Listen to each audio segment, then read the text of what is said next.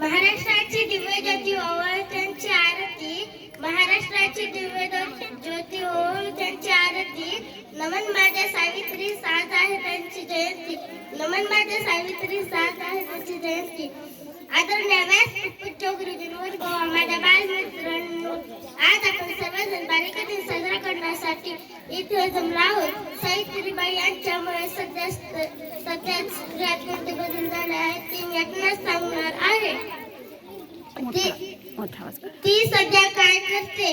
आधी ती शिकू शकत नव्हती, आता ती स्वतः शिकते. आधी ती जोडीदार निवडू शकत नव्हती, आता ती निवडणूक लढते.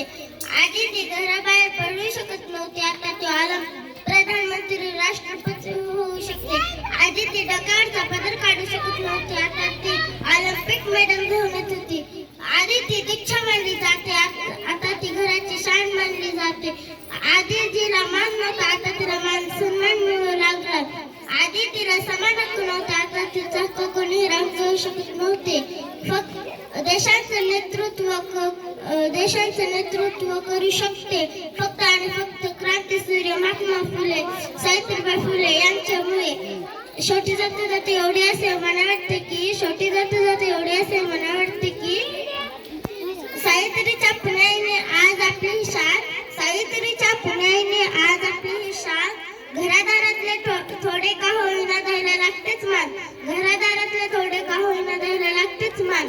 तिथेच ही कृपा सारी, तिथेच ही सारी कुमारी, तिथेच ही सारी कृपा, तिथेच ही सारी कुमारी. तिने सहन केला नसता तेव्हा अपमान, तिने सहन केला नसता तेव्हा अपमान. तर मिळाला नसता तर आज आपल्याला खाली घालावी असती मान, तर आज आपल्याला खाली घालावी असती मान. सावित्रीबाई फुले अभिवादन करते मी माझी जागा घेते, सावित्रीबाई फुले अभिवादन करते मी माझी जागा घेते. धन्यवाद.